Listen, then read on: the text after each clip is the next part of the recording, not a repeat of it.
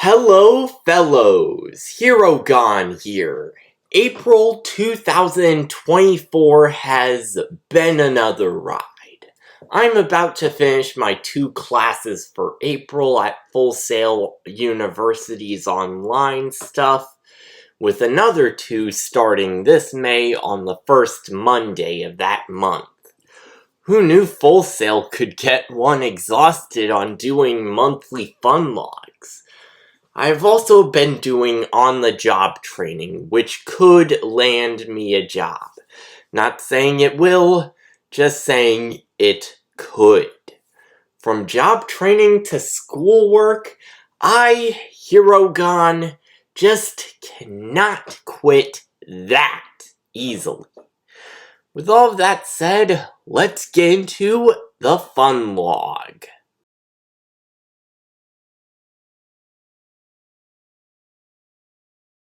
April 7th had a small tutorial breather, but no doubt a good one. Sean the Bro covered porting the fighting game framework, aka Bro Fight Framework as I call it, from Unreal Engine 4 to Unreal Engine 5. While the .sln of the project is involved for Windows users, I, alas, am a Mac user. Hence, things are different on my end. Worry not, as what you have seen for the longest while is my copy of the fighting game framework, all ported ever since Unreal Engine 5.0. It used to be on Unreal Engine 4.26, but I've continued to update it to the most recent stable release. Porting from 5.2 to 5.3 was a breeze so long ago. After going through the character.cpp code to change the hit.actor.get parts to hit.getActor, the project was able to have a copy opened for Unreal Engine 5. Thanks to my upgrading to that version already, there wasn't too much for me to work on. This had to be one of the easiest Sean the Bro tutorials so far. Not bad for a tutorial released the day before my classes at Full Sail started up again on April 8th.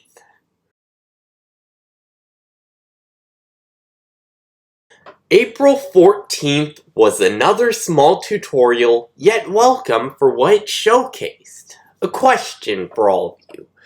Don't you hate that Nintendo still doesn't have an achievement system as of right now, and most other games don't use their own built-in system by default?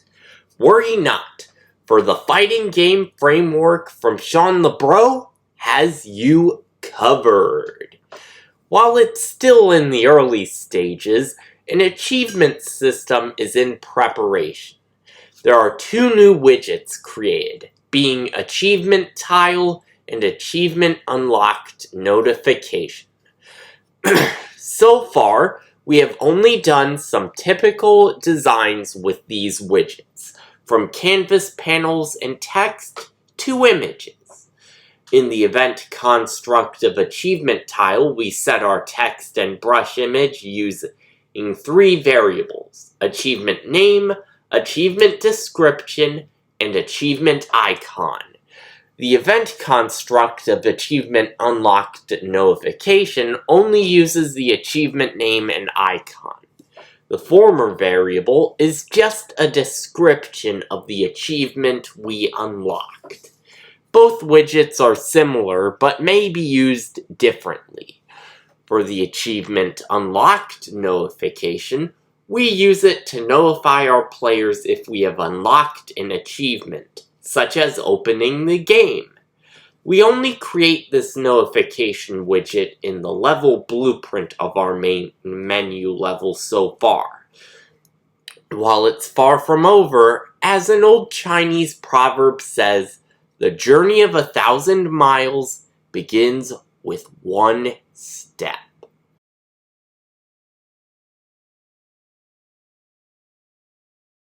April 21st saw more work on achievements. In particular, we have created a new widget showing all the unlockable achievements. It's still a work in progress as there are plenty of improvements for another day. The new widget, Achievements List, is easy to create. We have added vertical and horizontal boxes to the widget to contain two of our achievement tile widgets. We can fill out each achievement tile as they have variables such as achievement name and achievement description. Other than using new blueprint nodes for creating the achievement tile in the archive screen via confirm selection, as well as creating a new button for going back to the main menu, this was another easy tutorial.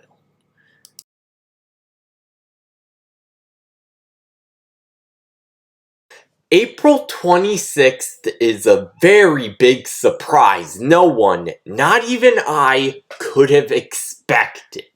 I hope you're ready for the next battle, because now we're going into Tekken mode. So far for setting things up to make the fighting game framework allow for Tekken likes, we only create new functions that will call our character to move into the foreground or background. However, it so far requires us to turn constrain to plain off, the constrain being what keeps our characters from being on the same axis facing each other instead of moving past each other. In the base player controller code, we create a new function that will then call a function from our character code. In the character code, we create a function known as move forward 3D. This will control our movement into the foreground or background.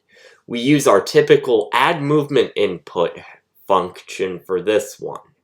We set the f-vector's x value to 1.0f, which is different from using our y-axis for moving left to right, like Street Fighter might. After all of that code prep, we go to Project Settings, creating in the deprecate input system two new inputs.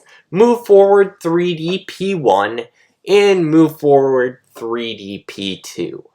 In our base character BP, we call input axis move forward P2 so our player 2's inputs can work. All of this is still work in progress for Tekken-like gameplay, but I look forward to seeing where Sean takes things from here. April 28th brought a minor addition to online play, a search results pop-up. With this new pop-up, we can see how many sessions we can find online. Of course, since it's only me right now with the fighting game framework aside from Sean the Bro, I'll have to use two-player standalone game windows for myself. In session list results pop-up, we have some logic in the event graph. We set our text to use a two-text string of append, with our b value for append being the integer variable num sessions found. After setting our text, we set a timer by event, triggering a custom event called hide pop-up after 3 seconds. In hide pop-up, we will play a fade-out animation for our results pop-up before binding to animation finished. Once the animation finishes, a delegate is called, firing a custom event named remove pop-up, removing our widget. Before we stop, however, we must go to some of the code. In GameMode.h, we create a function that is a blueprint implementable event used for displaying our search results pop-up on the screen. We call the event display session results pop-up in base game instance.cpp around the search for sessions completed function. The search result results pop-up will display after all the logic for session searching completes. In our default game mode BP, we add the blueprint implementable event and create a session list result pop-up, which will also have a node connected to the integer num sessions found to add to the viewport when we call it. That week's tutorial was a breeze for me, despite this part of the Funlog video being a little long-winded.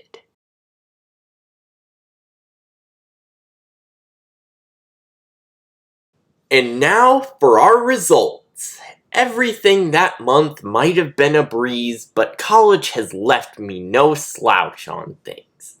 I don't know if I can keep up my pace with monthly fun logs, but I will try my best. After all, when it comes to me as a person, you don't want to keep a guy down for long. I was very surprised by the start of a new part of Friday tutorials, as the yellow-based tutorials are commonly in general topics, or grab bag for any of Sean the Bro's frameworks. For instance, one part could easily be something about porting to Unreal Engine 5, or another part could be all about GitHub and setting up Perforce, to name a few small examples from the past in Sean the Bro's tutorials. Credit again goes to Sean the Bro for all of his work, which I have enjoyed going through this past month. It has been a lovely backbone for the Funlog content, and I hope I can succeed as he has when working with Unreal Engine. With all of that said, I hope you like this video, so comment below and subscribe if you haven't already. It helps a small YouTuber out, especially in times like these. I have been Herogon, and you've been you. Thank you for tuning in, and I will catch you all later. Goodbye, everyone.